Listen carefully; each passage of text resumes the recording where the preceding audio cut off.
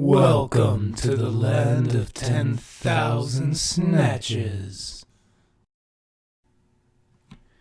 Alright, this is episode number 2 of 10,000 Snatches, the podcast. I am your host, Anthony James Angelus, and I hate to tell you this, but you probably don't love yourself. You may think you do, but you really don't. If nothing else, I guarantee that you could love yourself just a little bit more.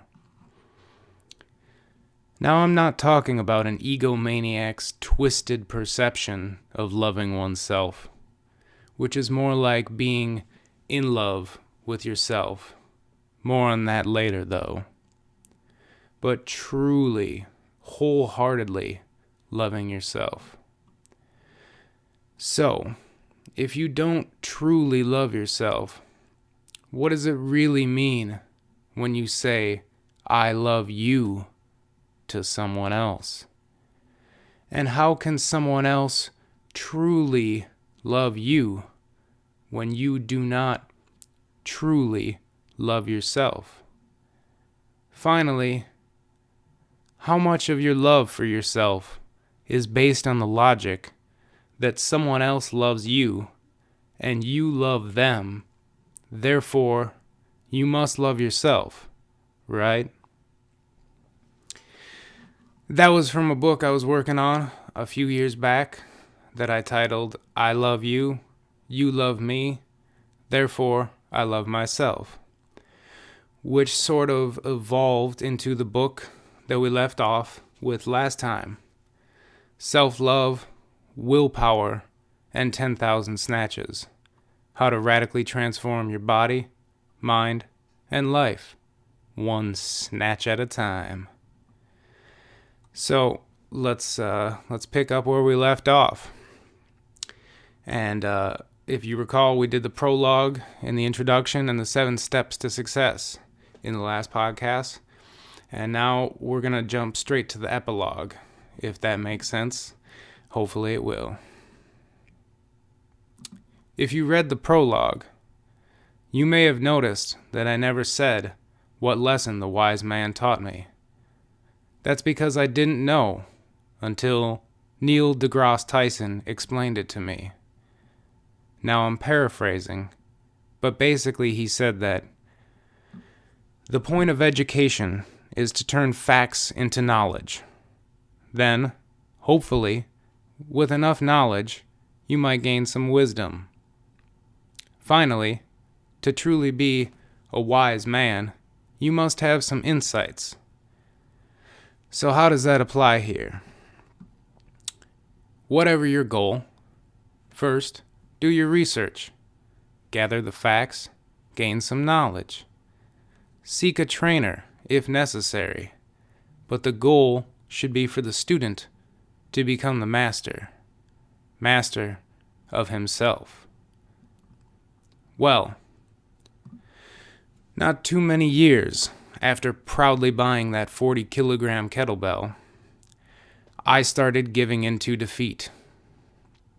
I didn't have the perfect body I wanted, and I was angry at myself for it. I was so filled with anger.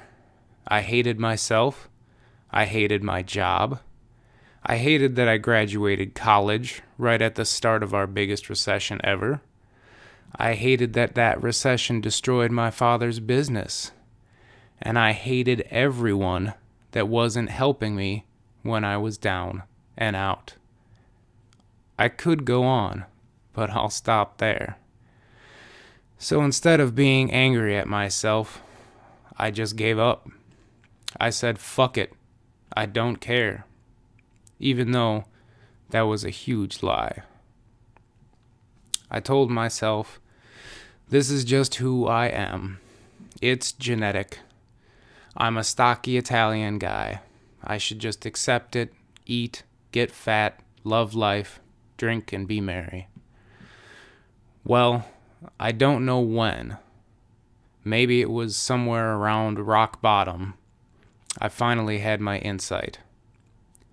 Self-love was the piece of the puzzle that I was missing all along. So the question is, which piece of the puzzle are you missing? Self-love, willpower, or 10,000 snatches? Or are you missing all three? Be honest. Know thyself. Alright, that was the epilogue. I hope you enjoyed. And now, a word from Tom Waits. On track 5 of his Grammy Award-winning album, Mule Variations, the poet laureate beautifully sings, I have all of life's treasures, and they are fine and they are good, but they remind me that houses are just made of wood. What makes a house grand ain't the roof or the doors. If there's love in a house, it's a palace for sure. But without love, it ain't nothing but a house where nobody lives. So ask yourself, is your house a house where nobody lives? Or more importantly, is your body a house where nobody lives? According to Tom Waits, without love, those houses are empty indeed. Now, would you rather your home and body be a palace that is overflowing with love, or just a house where nobody lives?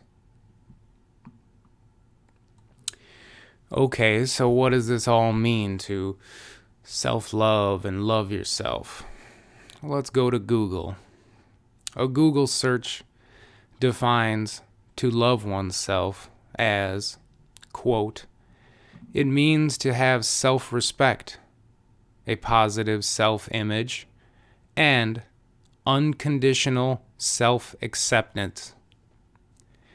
Needless to say, it does not mean being arrogant, conceited, or thinking that you are better than anyone else. It means having a healthy regard for yourself, knowing that you are a worthy human being.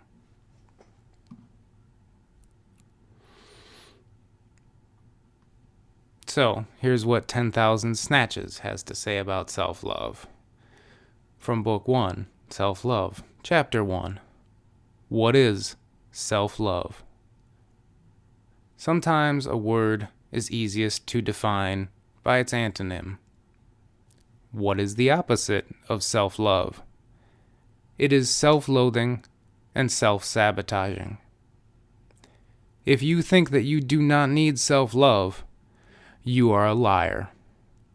Everyone is guilty of self-loathing and self-sabotaging themselves with their faults, bad habits, and shitty attitudes.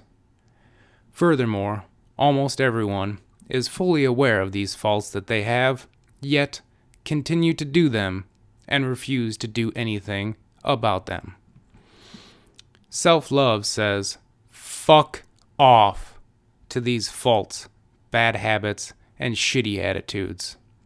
Self-love says, I know I have allowed you in my home before, but you are no longer welcome. Leave quickly and quietly, or I will kick you the fuck out. Man, who would have thought that self-love was such a badass motherfucker? Alright. Well, that's it for episode number 2. I'd like to thank everybody for listening. You can find me on Instagram and Twitter at 10,000 Snatches. I just put up my second kettlebell video on YouTube. It's the rite of passage workout. It's round 2 now. We're doing 180 swings in this workout. That's 15 swings per set. In the video, I'm using a 40 kilogram kettlebell, but I recommend, using something a little smaller perhaps. Anyways, thanks everybody. Have a great day. Much love.